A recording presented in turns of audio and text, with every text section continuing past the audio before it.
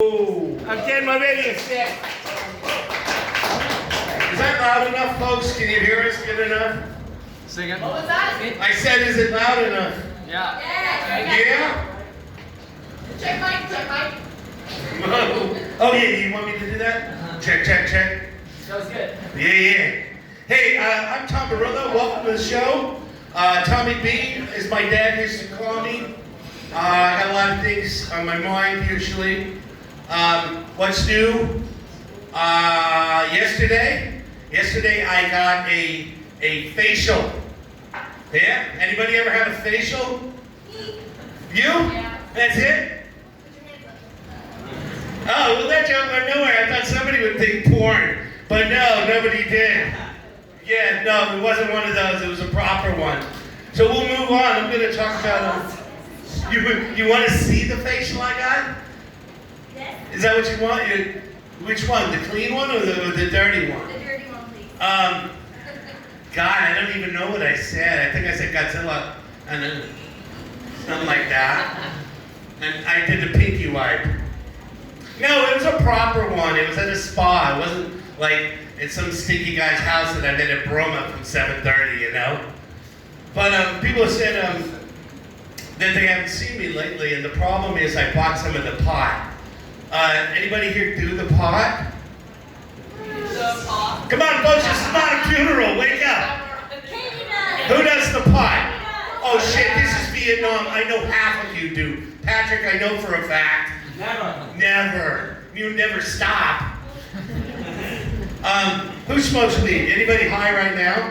Yes. Yes. I know you were high because I asked if you smoked pot and you looked at the picture.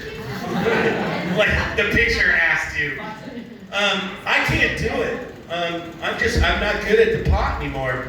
I used to be a fucking professional. I mean, back in the 90s in New York, not just weed either. I used to do cocaine with a Russian racehorse named Maurice, right? Because nobody else could keep up with me. But I have this neighbor. He's nice. But the thing with you pot people is, not all of you, but some of you say a lot of it ain't shit. And then you leave my house, and you leave me high, and now I have to think about it. Right? So the other night, he came by, and his question of the night was, he's like, people say it's a dog's life. Is that a good or a bad thing? And I said, I don't know, man. Sounds pretty good to me, you know? Eat, sleep, play, get your belly rubbed, and then of course he has to say, and lick your balls. I'm like, yeah, of course, right? Because we'd all do it. I would. We'd at least try it. And ladies, I'm not leaving you out of this, okay? Because I had a dog, Charlotte, who could clean her vajayjay for freaking hours. It was horrible. And she was a good dog, you know, very well trained. She'd hear the keys at 3 in the afternoon. She knew we were gonna get in the car and go to the mountains. Or she'd see me brushing my teeth in the morning, and then she'd sadly just drag close to the front door and build this nest so she could sadly say goodbye. But for the TV, you know, we'd be sitting on the couch, and she'd be looking at me. And then I turned the TV on, and that was the cue. It was like,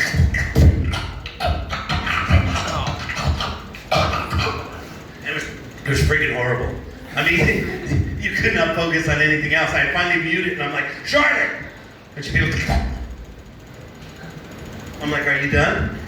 You know, and she'd be like my dog could not. She was that well trained. And I turned it back on,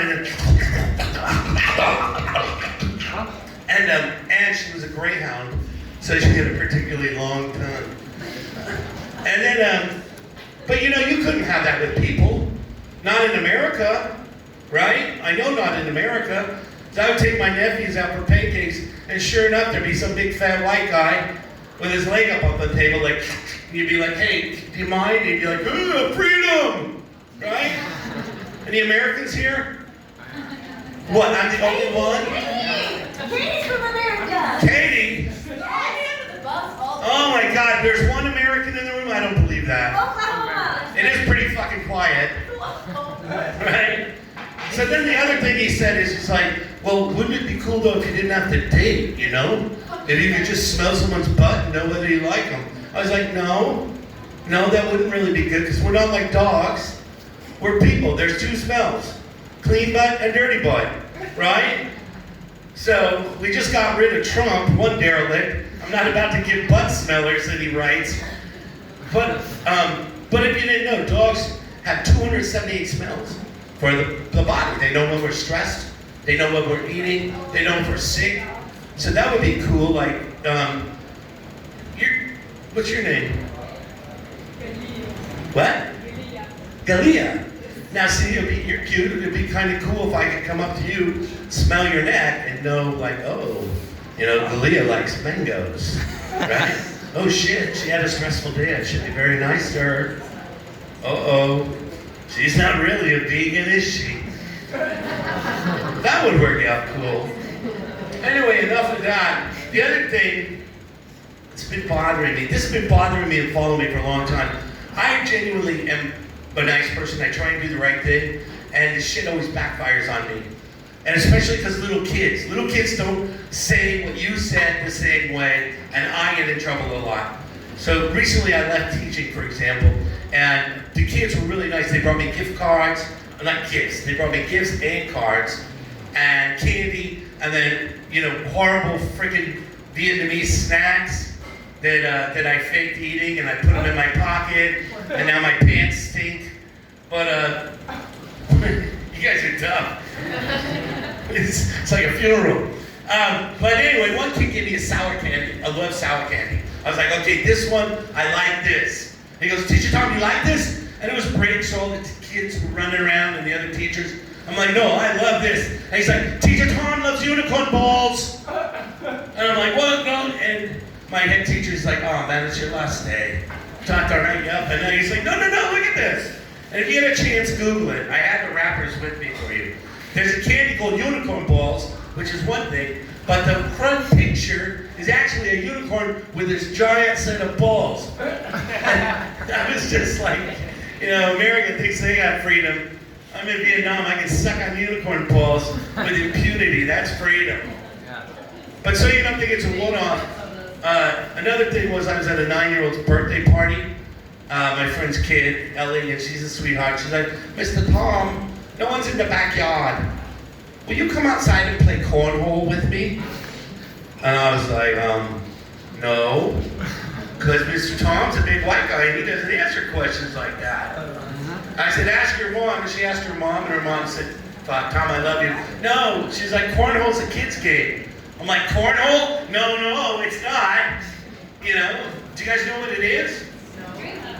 Well, it's with the beanbag and the ramp. She said, oh, it's a ramp in the hole. You throw the beanbag. I said, yeah, beanbag. In New York, you call shit what it is. Like, you can't have your kids say cornhole to people. Somebody's going to get in big fucking trouble. It's the correct name.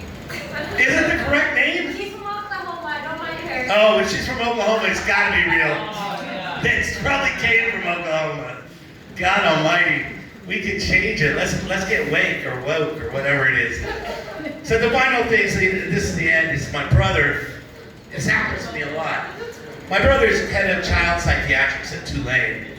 And he called me one day, he said, Tom, can you talk to Mario about masturbating? I said, well, you're the doctor. He said, he'd rather talk to you. I said, yeah, sure. So I called him up. I said, hey, Mario. He goes, so my dad told you? I'm like, yeah, you're masturbating. So what, man?